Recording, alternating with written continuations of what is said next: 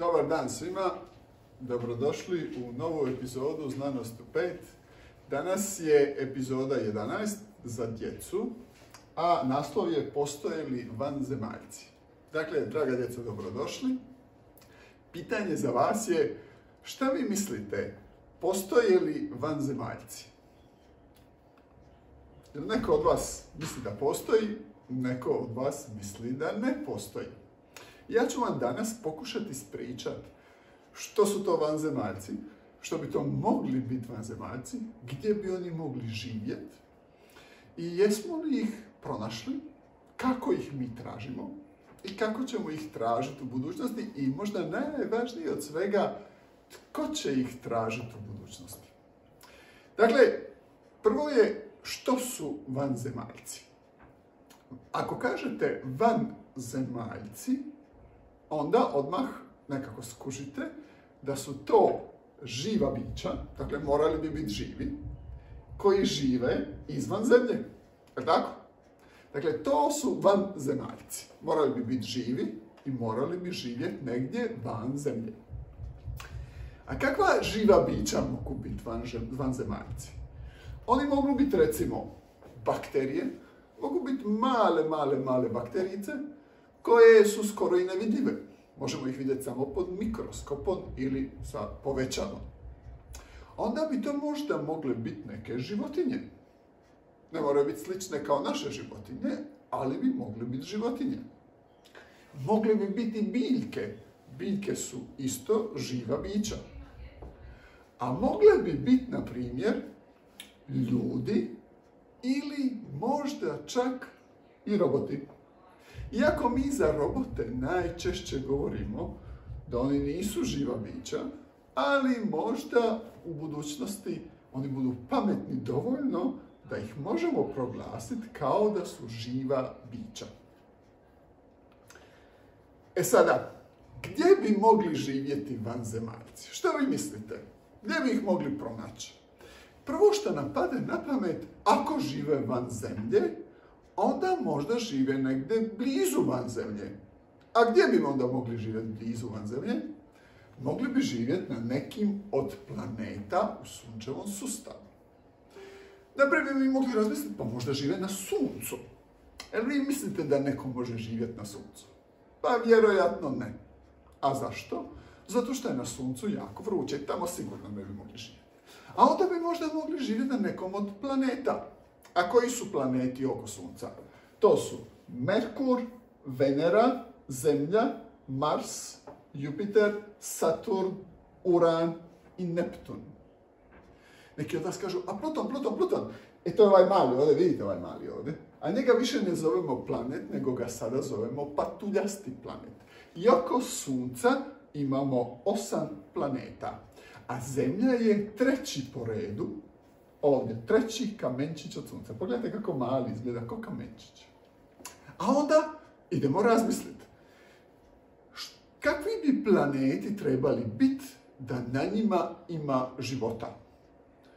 Je li može biti života, na primjer, na planetima koji su napravljeni od plinova? Recimo, plin je zrak. Vidite kako izgleda zrak, izgleda nevidljivo. Jel može neko živjeti baš u zraku, izgledat ko mi, slično i tako da? Pa ne bi vjerojatno.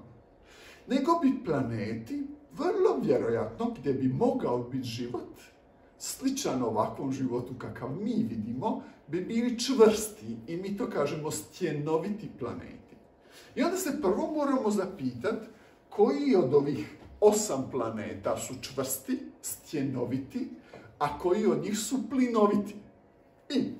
I onda mi smo išli gledat, promatrat, istraživat i kroz istraživanje smo zaključili da su ovo stjenoviti planeti, a to su Merkur, Venera, Zemlja i Mars. Vidite što je zanimljivo? Da je Venera slične veličine kao Zemlja, Mars je manji od Zemlje i ovako izgleda crvenkasto, tako, i oko iz Venere izgleda isto narančasto, dok je Merkur još manji, najmanji od svih njih. Ali ovo su čvrsti planeti, stjenoviti planeti. A plinoviti planeti su Jupiter, Saturn, Uran i Neptun. Naravno, neko od vas kaže, znate, možda život može biti na nekim mjesecima oko planeta. I stvarno, postoje mjeseci oko Jupitera i Saturna, oko kojih bi možda stvarno mogao život. Oni su isto tako stjenoviti, čak su neki zaleđeni, isto tako. Ali za sada mi mislimo da bi ovakav život možda mogao biti na stjenovitim planetima, vrlo vjerojatno ne na plinovitim planetima. Ali druga stvar koja je jako važna za to je li može biti života oko na nekom planetu ili ne, je gdje se taj planet nalazi oko zvijezde. Zvijezde su, ovako izgledaju zvijezde. One su jako, jako vruće. Ovako izgleda naša zvijezda koja se zove Sunce. I ona je izuzetno vruća. A šta to znači? To znači, ako dođete blizu toj zvijezdi, da bi onda izgorili. Jer bi bilo previše vruće. A ako odete daleko od te zvijezde, onda bi se smrzli. Ovako bi izgledali. A šta to znači? To znači da oko svake zvijezde, ovako, postoji jedno područje u kojem, ako dođete jako blizu, bit će vam puno vruće. Ako odete jako daleko, bit će vam puno hladno. A ako ste između, onda vam je baš taman, baš kako treba, da tamo može biti život onakav kakav je, sličan kakav je naš život.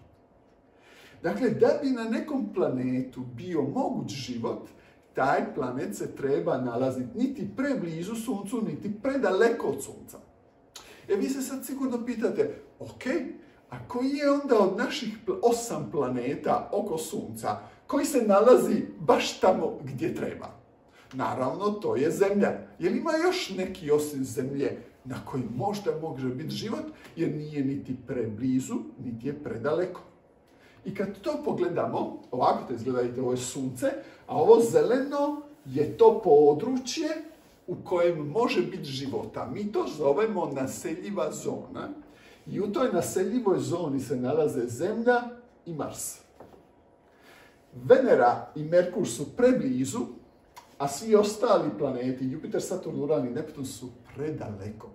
Jedino gdje možda može biti život je Zemlja i Mars. Dakle, na Merkuru je previše vruće, ovako izgleda Merkur. Pogledajte kako izgleda malo ovako plakasto, ali je stjenovit. A ovako izgleda, on je najbliži planet Suncu, a najdalji planet je Neptun, na kojem je previše hladno. Dakle, samo u našem sunčevom sustavu ovakav život bi mogao biti na Zemlji i na Marsu. Dobro. A sad se vi pitate, pa dobro, jer ima možda još planeta u svemiru osim oko Sunca? I znate kako ćemo saznati odgovor na to pitanje? Istraživanjem. Ili odgovor će nam na to dati znanost. I mi smo dugo vremena tražili planete oko drugih zvijezda i nismo ih pronalazili. I mislili su neki čak da možda i nema planeta oko drugih zvijezda. A onda smo nedavno shvatili kako je najbolje tražiti planete. I sad pogledajte kako. Prvo, gdje bi vi tražili planete? Pa naravno, u galaksiji. Oko drugih zvijezda, prvo u našoj galaksiji. Ovako izgleda naša galaksija koja se zove Mliječna staza.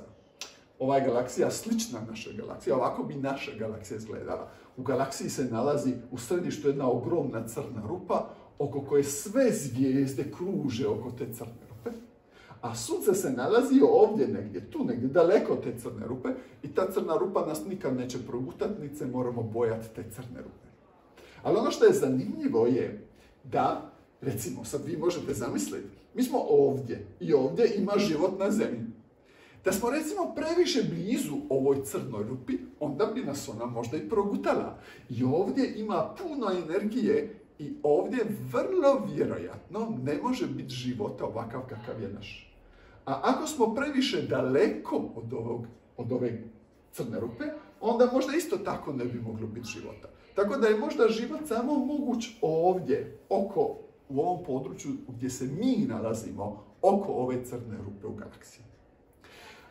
A sad, kako smo mi pronašli planete oko zvijezda? Tako što, vidite, zvijezda ima sjaj. Ona sjaji izuzetno puno. I onda mi mjerimo kako ta zvijezda sjaji. I onda gledamo ovako. Dakle, planet prolazi ispred zvijezde, zvijezda sjaji, a onda, ako je planet s druge strane zvijezde, onda ona puno sjaji. A kad planet dođe blizu zvijezde, sjaj te zvijezde opadne. I kako planet prolazi ispred zvijezde, tako sjaj ove zvijezde malo pomalo opadne. I onda ponovo ona sjaji, kad planet prođe oko zvijezde, onda ona opet sjaji puno. I mi po tome, koliko opadne ovaj sjaj zvijezde i koliko dugo traje to što je opao sjaj zvijezde, možemo zaključiti koliki je ovaj planet, jer ako je planet veći, onda će sjaj zvijezde opast više. Ako je planet manji, onda će sjaj zvijezde opast manje. I onda možemo čak primijetiti koliko dugo se on vrti oko te zvijezde, koliko je udaljen od zvijezde i možemo čak mjereći kako izgleda svjetlost sa te zvijezde, možemo čak zaključiti je li planet plinovit ili je stjenovit. Možemo čak zaključiti je li sličan našoj zemlji ili nije sličan našoj zemlji. I sad se vi pitate, dobro, koliko smo mi onda takvih planeta pronašli do sada? I znate koliko smo ih pronašli? Evo, pogledajte koliko ih ima na ovoj slici. Pronašli smo ogromne planete. Neke slične kao Saturn, neke slične kao Jupiter, neke vrlo male, sićušne, slične kao Merkur. A pronašli smo i neke slične kao Zemlja. Sad, koliko smo pronašli? Pronašli smo nekoliko tisuća ovakvih planeta. Ima li neki sličan Zemlji? Što vi mislite? Ima. Pronašli smo ih jako puno. Ovdje ih je, recimo, 20-ak sličnih Zemlji. Ovdje su poredani po svojoj udaljenosti odavde od Zemlje. I ima malih, ima ih bliskih, ima ih još udaljenih i još daljih i daljih. Ovo su, recimo, 3, ovo je Zemlja, a ovo su 3 koja su vrlo slična Zemlji. Oni se zovu Kepler, imaju čudna imena, još im nismo dali neka zanimljiva imena. Oni se zovu Kepler 186f, Kepler 442b i Kepler 62f. Zovu se Kepler zato što se nalaze, zato što smo ih tako da pronašli smo ih na takav način. Jer smo ih pronašli satelitom koji se zove Kepler. Drugo, dakle, to su bile planeti zvijezde u našoj galaksiji. I ima ih otprilike onoliko planeta koliko ima i zvijezda u galaksiji. U našoj galaksiji ima oko 100 milijardi zvijezda, otprilike ima toliko i planeta. Ali onda se vi pitate, pa čekajte, nije samo naša galaksija jedina u svemiru. Ima li još drugih galaksija u svemiru? I odgovor je ima. Ima ih, ovo je slika jedna u kojoj svaka točkica je jedna cijela galaksija. I znate koliko ovakvih galaksija ima u svemiru? Ima ih 100 milijardi. I u biti ima 100 milijardi galaksija. Svaka galaksija ima po 100 milijardi zvijezda, a oko svake zvijezde u prosjeku ima po jedan planet. Što znači da u svemiru ima otprilike 10.000 milijardi planeta. 10.000 milijardi planeta. Zamislite to. A znate koliko je to puno? To je otprilike koliko ima zrnaca pijeska na svim plažama na cijelom svijetu zajedno. Ako ste gledali neko od mojih prvih predavanja kad sam pričao o zvijezdama, mi smo zaključili da onoliko koliko ima zvijezda u svemiru, toliko ima zrnaca pijeska na svim plažama na svijetu zajedno. A sada smo zaključili da ima toliko i planeta. Sad zamislite koliko ima planeta u svemiru. I onda zamislite da možda ima i života na njima. A možda i nema. Nismo sigurni. A sad kako bi ti vanzemaljci mogli izgledati? Šta vi mislite? Kako bi mogli izgledati vanzemaljci? Da sliče, recimo, da su slični ko ljudi, da nisu one životinjice male, da nisu biljke i tako dalje. Da su slični ljudima. Mogli bi, recimo, izgledati ovako. Mogli bi imati velike oči, velik mozak i tako dalje. Ali mogli bi izgledati ovako. Pogledajte, on ima 1, 2, 3, 4 oči. Ima zubi, puno više. Izgleda, ja bih rekao, pogledajte kako uši izgleda i tako dalje. Izgleda, nije baš lijep, mi bi tako rekli. A može izgledati ovako. Vidite, ovo je čovjek, a pogledajte kako je ovi vanzemaljci. Mogući. A oni svakako mogu izgledati. Kako mi ne znamo i nismo do sad niti jednog pronašli, onda svašta možemo zamišljati kako izgledaju. Ali možda je zanimljivije pitanje za nas i za vas je jesu li vanzemaljci dobri ili nisu? Jesu dobri kao ovaj vanzemaljac i su zločesti kao ovaj vanzemaljac? Što vi mislite? Pa ja mislim da su dobri vanzemaljci. Ali kako ne znamo, možda mogu biti zločesti. Naravno, znate, neki ljudi kažu da bolje ako vidimo negdje vanzemaljce u svemiru, bolje da im se ne javljamo uopće. Jer ako su zločesti, mogu doći do nas, onda mogu biti zločesti prema nama.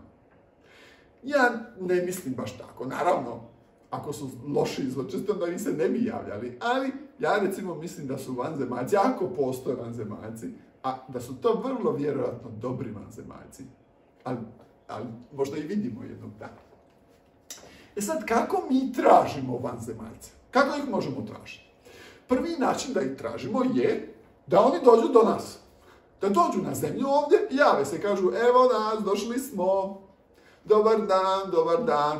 I onda mi s njima razgovaramo, naravno, bilo bi malo teško dok s njima porazgovaramo, dok nađemo zajednički jezik i tako dalje, ali ok, oni bi možda došli i onda bi s njima razgovarali. Drugi način je što? Da mi probamo otići kod njih.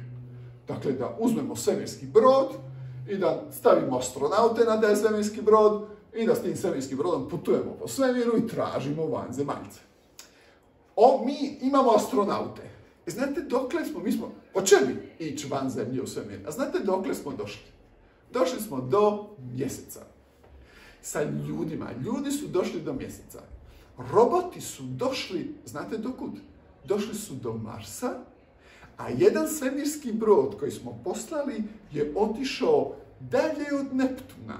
Prošao je Neptun i otišao dalje u svemir. A znate šta taj svemirski brod nosi sa sobom? Nosi jednu ploču, zlatnu ploču, na kojoj su upisane razne stvari, čak su snimljeni zvukovi djece, pozdravi drugih ljudi. I ako iko ikad nađe taj brod i nađe tu ploču, možda uspije pročitati i shvatiti nešto o ljudima oko nas. Dakle, mi smo poslali svemirske brodove već van zemlje, van sunčevog sustava, ali da mi pođemo ovakvim svemirskim brodovima van sunčevog sustava, proteče još puno vremena. I još mi nismo spremni za takve stvari. Možda vi budete jednog dana spremni, a mi danas nismo spremni za to. Dakle, mi danas na najbolji način kako tražimo ili postoje vanzemaljci, a da nisu došli ovdje kod nas, je to da gledamo u ove planete koje smo otkrili i probamo pronaći je li na tim planetima ima možda nekih znakova života. A znate koji bi bili znakovi života? To bi bili, na primjer, neki od plinova koji mi emitiramo, kao što su plinovi tipa metana. Onda gledamo je li recimo na tim planetima ima kisika ili dušika, to je atmosfera, to je ovo što mi udišemo. I onda gledamo možda ti planeti, ovo za djecu, za vas, ovo nisu slike tih planeta, ovo mi zamišljamo kako izgledaju ti planeti, nismo mi njih ovako slikali još. I nećemo možda za dugo vremena, ovako mi zamišljamo da oni izgledaju, ali mi možemo izmjeriti jesu li stjenoviti, je li na njima ima kisika, je li na njima ima dušika, metana. Metan je jedan plin koji proizvode živa bića i ako ima tog metana, možda tamo ima i živi bića. I to je način na koji mi sada promatramo ima li života na nekim drugim planetima.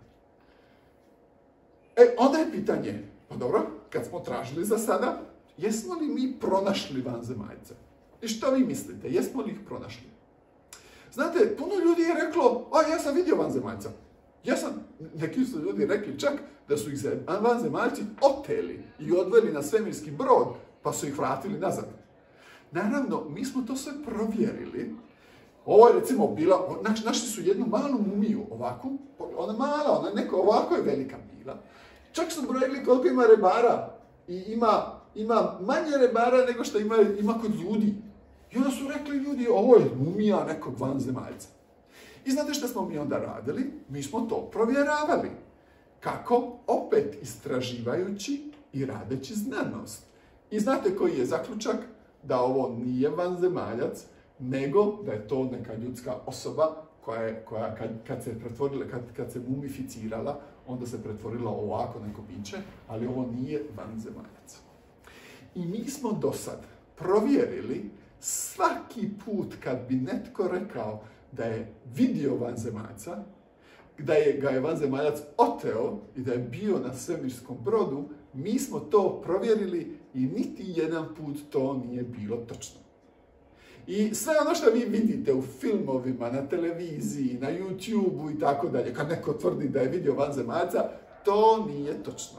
Do sad nitko nije vidio vanzemaljce, nikad do sada vanzemaljci nisu posjetili zemlju, to jest mi nikad to nismo do sad vidjeli i provjerili. Možda oni jesu bili na zemlji, ali mi zato nemamo nikakav dokaz. A dok nemamo dokaz, mi ne možemo tvrditi da su ti vanzemaljci došli na zemlju. Onda se netko pita, pa dobro, ako postoje ti vanzemaljci, zašto nas još nisu posjetili? Zašto ih nisu nikad došli na zemlju? Naravno, mi to ne znamo, ali onda neki ljudi počinju razmišljati da možda vanzemaljci niti ne postoje. Možda smo mi sami u cijelom svemiru. Možda smo mi prva inteligentna bića u svemiru. Možda vanzemaljaca se bude nakon u budućnosti, ali možda smo jedini i sami u svemiru i nema nigdje više ovakvog života kakav postoji na zemlji. Zašto neki ljudi tako razmišljaju? Zato što do sad nismo pronašli niti jednog vanzemaljca i niko od njih nije, ako i postoji, nije posjetio zemlju. A zadnja pitanja su, kako ćemo tražiti vanzemaljce u budućnosti? Ili još je možda zanimljivije, tko će tražiti vanzemaljce u budućnosti? Vi ćete tražiti. Tražit će je astronauti, ovako izgledaju astronauti i vi jednog dana možda postanete astronauti, možda netko od vas bude astronaut, ili će ga tražiti znanstvenici, drugi neki znanstvenici zajedno, astronauti i drugi znanstvenici zajedno. I djeco, ako vas zanima postoje li vanzemaljci, kako ćemo tražiti vanzemaljce, možda vi jednog dana, ako postanete astronauti ili ako budete znanstvenici, možda vi jednog dana budete tražili te vanzemaljce i možda ih zaista i nađete. A što ako jednog dana pronađemo vanzemaljce? Ako ih pronađemo, ja mislim da ćemo mi na zemlji shvatiti.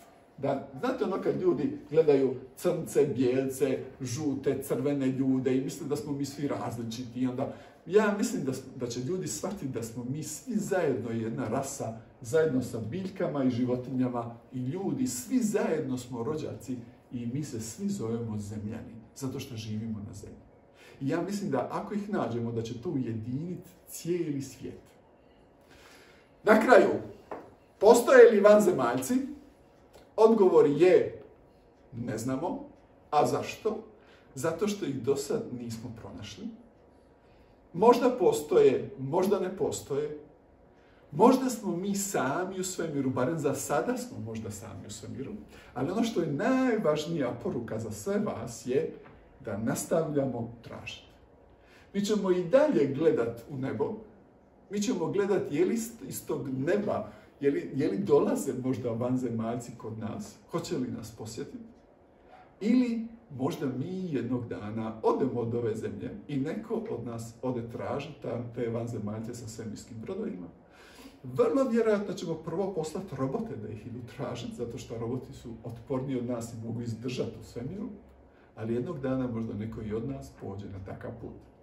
I djeco, ako želite razmišljati o ovom, sutra možda radite ovakve stvari, vi možda tražite vanzemaljce, postanite znanstvenici, postanite astronauti i gledajte u nebo. Ali sada možete, bez da postanete znanstvenici i astronauti, i sada možete gledati u noćno nebo i zamolite nekad vaše roditelje da vas odvedu, ako ste u gradu, van grada, da gledate malo u nebo i da razmišljate o tome, možda na drugim svjetovima, oko drugih zvijezda, oko tih planeta ili na tim planetima, oko tih zvijezda, postoje neke druga bića s kojim možda jednog dana stupimo u kontakt. Eto, hvala vam na pažnji, a sada vidimo imate li neka pitanja za mene.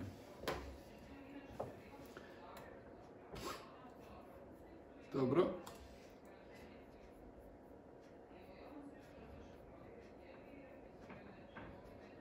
Da vidimo je li ima neko od pitanja, samo da se spojimo jedan čas. Dobro. Dakle, ovo je... Sad samo da vidimo ovdje kod videa. Ok. Dakle, Darko vanzemaljci žive u suncu. Možda, ali teško je nama zamisliti da bi vanzemaljci mogli živjeti u takvim uvjetima kakvi vladaju na suncu. Barem ne bi ovakvi kakve mi zamišljamo, ali ko to zna. Ivona, postoji li inteligentni život u svemiru? To je, znate, neko kaže, u redu je, ako postoji život u svemiru, možda postoji, ali postoji li inteligentni život u svemiru, jer je to još teže nego da postoji život. Kako mi ne znamo je li uopće postoji život na svemiru, odgovor je, je li postoji inteligentni život na svemiru, još teže pitanje nego ovo, i za sad nismo pronašli niti jedno, niti život, a niti inteligentni život. Alba, kako mumija čovjeka može biti tako mala? To su se ljudi pitali dugo vremena, ali to su neki mali ljudi, jer postoji, i kad mi vidimo ljude kod nas, ima ljudi koji su veći, ima ljudi koji su manji. Ima ljudi koji su jako, jako mali, ljudi, mi njih zovemo, ponekad ih zovemo patuljci, takvi ljudi možda mogu biti toliko mali kao što je bila ova mumija, a još se malo i smanjila kad je postala mumija. Zato su stvarno bili mali ljudi. Andreja, ako pronađemo vanzemaljce, je moguće da oni pričaju hrvatski? To ti je jako zanimljivo pitanje. Znaš da je moguće da pričaju hrvatski. A zašto? Zato što je recimo, sad neko od nas zna pričati engleski, neko zna pričati francuski, neko zna pričati njemački. Ali sada već možeš kupiti jedan mali uređaj kojem ti kad pričaš hrvatski, on to prevede u engleski. Doduše ne znam za hrvatski, recimo francuski. Ti kad pričaš francuski, taj uređaj prevede to u engleski. Dakle, ti ne moraš niti znati engleski, ti pričaš svoj jezik, a on prevede u engleski. Jer sad ti možeš zamisliti da u budućnosti ti možeš pričati svoj jezik, a taj mali uređaj može prevesti to u bilo koji drugi jezik. A onda znači da bi vanzemaljci možda, kad dođe ovdje kod nas, vrlo brzo naučili kako će svoj jezik koji oni pričaju prevesti u neke druge jezike, a onda među njima možda i hrvatski. Pa bi možda mogli pričati hrvatski. Željko, što zna o SETI institutu? Dakle, SETI institut je institut koji traži drugi život na drugim planetama i negdje drugdje u svemiru. To je dosta, na početku kad se razvio taj institut, ljudi su bili dosta skeptični prema njemu, a onda su mu čak prestali ga financirati, pa su ga počeli financirati neki od privatnika. I onda su kroz njega prošli neki znanstvenici koji su ga dosta dobro revitalizirali i bili su jako ozbiljni znanstvenici i neki od njih su se bavili izuzetno dobrom popularizacijom znanosti i nakon toga se taj cijeli institut dosta podigao na noge. Mislim da ga u zadnje vrijeme da ga dosta dobro financirao i ja mislim da ga Paul Allen čini mi se financira neko vrijeme isto tako i mislim da sada dobro funkcionira i dobro radi. Naravno i oni nisu do sad ništa pronašli, niti jedan život u sebi. Mija 8 godina. Kako je nastala eksplozija kada je bio veliki prasak? Mija, ne znamo. Mi mislimo da je ta svemir nastao u velikom prasku, da je to bila neka vrsta eksplozije, ali šta je tad bilo prije toga i kako je nastao svemir, mi to ne znamo. I možda nikad nećemo saznati jer je to izuzetno teško za istraživanje. A možda neko od nas jednog dana bude pametniji od svih nas pa to pronađe ili to sve zajedno skuži. Možda ti budeš jedna od tih, ako budeš dobro učila i dobro radila, možda jednog dana postaneš nastavnica i možda ti uspiješ razumjeti i skužiti kako je nastao svemir i šta se tada dogodilo u velikom prasku. Vedrane, može li život na bazi drugih elemenata osim ugljika, silicija obitavati u drugom temperaturnom području? Pa ja mislim da može. Recimo, život bi možda stvarno mogao biti baziran na temi silicija. Život bi mogao biti neka vrsta, mislim, ovo što mi zovemo život, to je stvarno zasnovano na ugljiku, to je ovaj život koji mi vidimo. Ali recimo, je li umjetna inteligencija, ona napredna jednog dana kad je izumimo, baš super napredna umjetna inteligencija, hoće li to biti život? To je isto tako možda jedan način na koji život evoluira i na koji se život prilagođava uvjetima okolo i zaista onda može biti u drugom temperaturnom području, pa bi onda možda zaista mogao biti oko nekih drugih planeta. To ste skroz upravo. Mi obično kad pričamo o životu ovom ovdje koji mi imamo. Naravno kad pričamo o tome, kad djeci pričamo o tome, onda se baziramo na ovaj život koji mi imamo. Kako su nastale bakterije? Dana, to ne znamo točno. I to je recimo jedno od pitanja koje mi ne znamo. Bakterije su bile praktički prvi oblici života. Iz njih su možda nastali svi ostali oblici života. Onda bakterije su naši praoci, pramajke na neki način. Ali kako su nastale, ne znamo. Jesu li nastale na zemlji ili možda čak i negdje drugdje, to isto tako ne znamo. Mislimo da su nastale na zemlji, ali nismo to sigurni. Jednog dana možda to neko pronađe. Ja se nadam da bi to mogli pronaći recimo u sljedećih 30 do 50 godina. I možda, recimo, ti možda budeš jedna od onih koji tako nešto pronađu. Judita pita, je moguće da vanzemaljci, ako ih pronađemo, izgledaju isto kao i mi? Mislim, moguće da izgledaju slično kao i mi. Ali to ne znamo, jer mi još ne znamo kako se točno život razvio, to jest kako je život nastao na zemlji.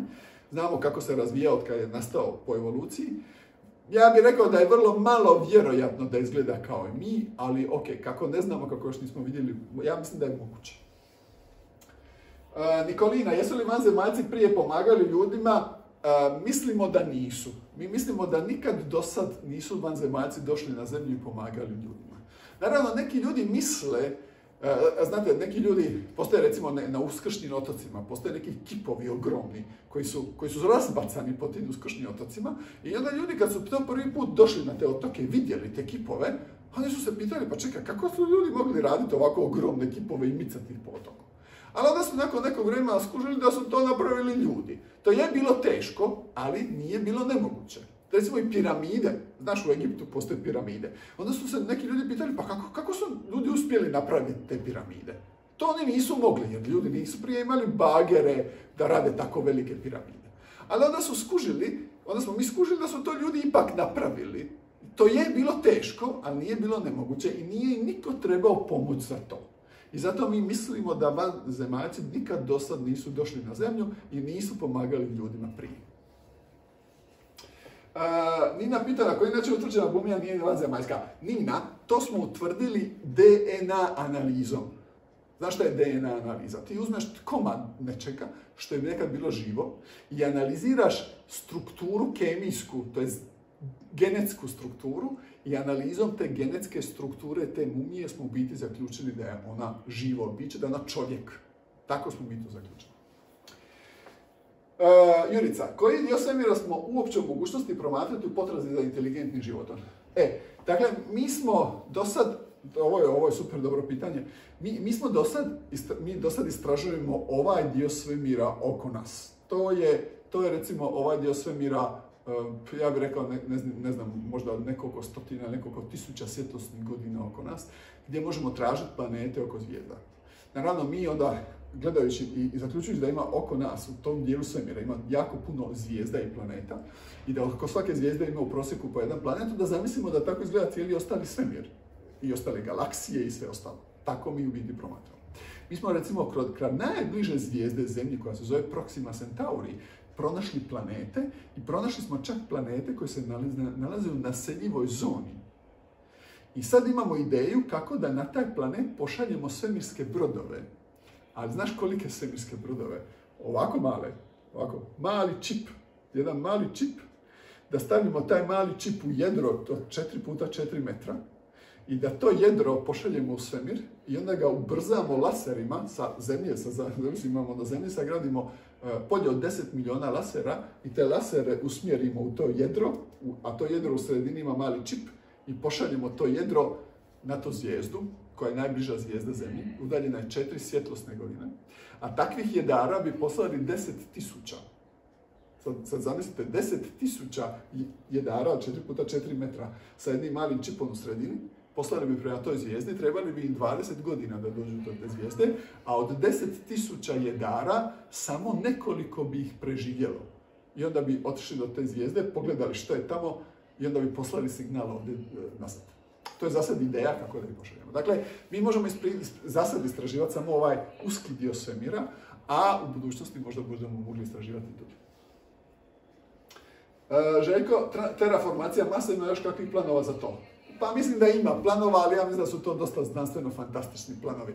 Jer recimo ja ne mogu zamisliti da će Zemlja uskoro biti toliko loša za život, da će biti lošija nego što je Mars sada ili Mars koji bi mi terraformirali. Terraformacija, za djecu za vas, znači da bi na Marsu uspjeli stvoriti uvjete za život kakvi bi mogli biti da mi tamo možemo živjeti.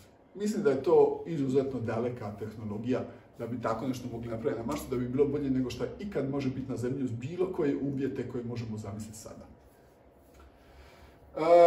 Selina, postoje li bakterije negdje u svemiru, možda na Marsu? Da, naravno, mi kad tražimo život, recimo na planetima tipa Marsa, onda prvo gledamo za te osnovne oblike života kao što su bakterije. Za sad ih nismo pronašli i mislimo da za sad ne postoje bakterije na Marsu, zato što je nismo pronašli da postoje na Marsu uopće. Ali dakle, za sad je odgovor da mislimo da ne postoje jer ih nismo danas pronašli. Iako ima nekih ideja da je život na Zemlju stigao s Marsa, ali kako do sad nismo ništa pronašli na Marsu, ta nam ideja nije baš toliko primamljiva, ja bih rekao. Dana, kako su nastali atomi? Vidi, atomi su nastali, mi znamo točno kako su nastali atomi. Prvi atomi su nastali u velikom prasku. Vrlo brzo nakon što je nastao svemir su nastali prvi atomi. Onda su ti prvi atomi napravili prve zvijezde i galaksije, a onda su svi ostali atomi nastali u zvijezdama.